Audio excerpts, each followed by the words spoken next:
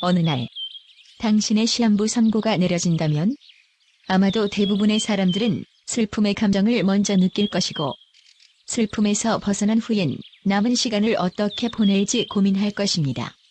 어떻게 하면 더 가치 있게 남은 시간을 보낼 수 있을지 말이지요. 하지만 대부분의 우리에게 죽음은 먼 미래의 이야기입니다. 그런 이유로 어쩌면 우리는 오늘도 많은 시간을 헛되이 보내며 우리의 한 번뿐인 인생을 무가치한 데 보내고 있을지 모릅니다. 이 책은 모리 슈워츠라는 실존 인물을 통해 우리 인생의 유한함을 깨닫고 죽음에 대해 생각하고 우리 인생에서 무엇이 중요한지 일깨워주는 책입니다. 책의 주인공인 모리 슈워츠 교수는 1994년에 루게릭병 진단을 받고 시한부 인생을 살게 됩니다. 모리는 죽음을 앞두고도 자신의 처지를 비관하지 않고 늘 밝은 모습으로 남은 시간을 소중하게 보내고자 했습니다.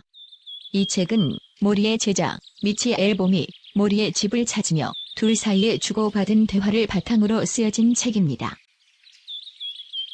책의 앞부분에서는 남겨진 시간이 얼마 남지 않았다는 사실을 알게 됨으로써 죽음에 대해 실감하게 된 모리의 심정을 잘 표현하고 있습니다. 특히 이 부분이 인상이 깊죠. 한편 모리 선생님은 아무 일 없는 듯 잘 돌아가는 주변 분위기에 깜짝 놀랐다. 세상이 멈춰져야 되는 게 아닌가? 저 사람들은 내게 어떤 일이 벌어졌는지 알고 있을까? 하지만 세상은 멈추지 않았으며 아무 일 없는 듯 잘도 돌아갔다. 철저하게 고립된 기분과 절망감, 무력감, 이런 감정들이 가장 먼저 모리를 감쌌을 것입니다.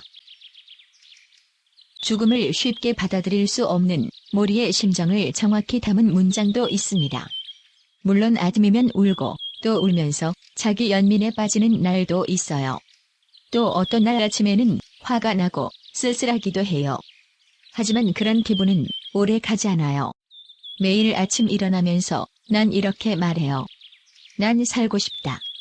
우리가 아무렇지 않게 누리고 있는 시간이 누군가에게는 얼마나 간절한 시간인지, 남겨진 시간이 얼마 없다는 것을 깨닫는 것만으로도 삶이 얼마나 소중한지를 잘 표현하고 있습니다. 그럼 무거운 이야기는 접어두고 본격적으로 미치와 모리의 이야기를 통해 인생에서 중요한 것이 무엇이고 어떻게 사는 것이 후회 없는 삶을 사는 것인지 생각해 볼까요? 일상의 권태 속에 살고 있는 미치에게 모리는 이런 말을 합니다. 우리의 문화는 우리 인간들이 행복감을 느끼지 못하게 하네. 그러니 그 문화가 제대로 된 문화라는 생각이 들지 않으면 굳이 그것을 따르려고 애쓰지 말게. 의미 없는 생활을 하느라 바삐 뛰어다니는 사람들이 너무도 많아. 자기의 인생을 의미 있게 살려면 자기를 사랑해주는 사람들을 위해 바쳐야 하네. 자기가 속한 공동체에 헌신하고 자신의 생의 의미와 목적을 주는 일을 창조하는 데 헌신해야 하네. 죽음의 문 앞에서 병마와 싸워가며 모리는 인생에 대해 얼마나 많은 생각을 했을까요? 끊임없는 인생에 대한 질문과 답 속에서 모리는 사랑에서 그 해답을 찾은 것 같습니다. 내가 이 병을 앓으며 배운 가장 큰 것을 말해줄까? 사랑을 나눠주는 법과 사랑을 받아들이는 법을 배우는 것이 인생에서 중요하다는 거야. 이어서 죽음을 실감하고 있는 모리는 이런 말을 덧붙입니다. 죽게 되리란 사실을 누구나 알지만 자기가 죽는다고는 아무도 믿지 않지. 만약 그렇게 믿는다면 우리는 다른 사람이 될 텐데. 삶의 유한함을 늘 인식함으로써 우리의 삶을 더 적극적이고 가치 있게 쓸 수 있다고 말입니다. 그리고 모리는 덧붙입니다. 자네, 아나? 자네보다 내가 저 창을 더 제대로 감상한다는 것을. 매일 저 창 밖을 내다보지. 나무가 어떻게 변하는지, 바람이 얼마나 강해졌는지도 알아차린다네. 내 시간이 거의 끝났음을 알기에 처음으로 자연을 보는 것처럼 그렇게 자연에 마음이 끌린다네. 이 말 속에 담긴 의미는 무엇일까요? 우리가 놓치고 있는 소중한 것들이 너무도 많다는 것입니다. 늘 같아 보이는 창밖의 풍경도 얼마나 아름답고 소중한지를 모르고 살듯이 우리의 삶 역시 너무도 아름답고 소중한 것들로 가득한데 영원할 것이라는 착각 때문에 그 소중함을 모르고 산다는 것입니다. 그 소중함을 잊고 사는 대표적인 것이 가족이겠지요.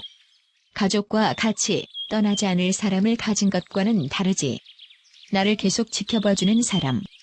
언제나 나를 지켜봐줄 사람을 갖는 것과는 다르네. 우리는 늘 옆에 있는 가족의 소중함을 잘 잊습니다. 모래의 말처럼 늘 우리의 곁에서, 우리의 뒤에서 묵묵히 자리를 지키고 응원해주는 소중한 사람들을 말입니다. 이렇게 우리는 진정 소중한 것은 모르고 살면서 돈과 같은 물질적인 것은 소중하다고 착각하고 살고 있습니다. 여기에 대해 모리는 말합니다. 우리나라에서는 일종의 세뇌 같은 것을 받게 되지. 사람들을 어떻게 세뇌하는지 아나? 계속 똑같은 말을 반복하게 하는 거야. 이 나라에서도 그런 식으로 사람들을 세뇌시키네.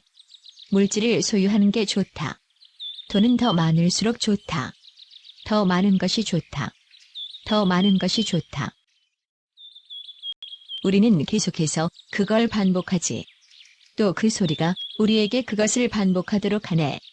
그러다가 결국 아무도 다르게 생각할 수 없게 되네. 보통 사람은 이 모든 것에 눈이 멀게 되지. 그래서 진짜 중요한 게 뭔지 아무도 생각하지 못하게 되네. 소비를 통해 발전하는 자본주의 사회에서 모래의 말처럼 우리는 알게 모르게 세뇌당하고 있습니다. TV, 인터넷, 잡지 등 수많은 미디어 속에서 물질적인 것을 소유하는 것, 소비하는 것이 인생에서 값진 경험이 되고 우리를 돋보이게 해주는 것이라고 말이지요.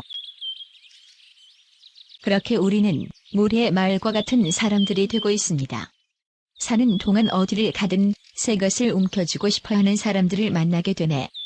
새 차를 사려고 아둥바둥하고 부동산을 구입하려고 애를 쓰고 최근에 나온 장난감을 움켜쥐고선 그들은 내가 뭘 가지고 있는지 알아요? 내가 뭘 샀는지 알아요? 라고 자랑하고 싶어 입이 근질근질하지. 그런 사람들을 모리는 이렇게 받아들입니다.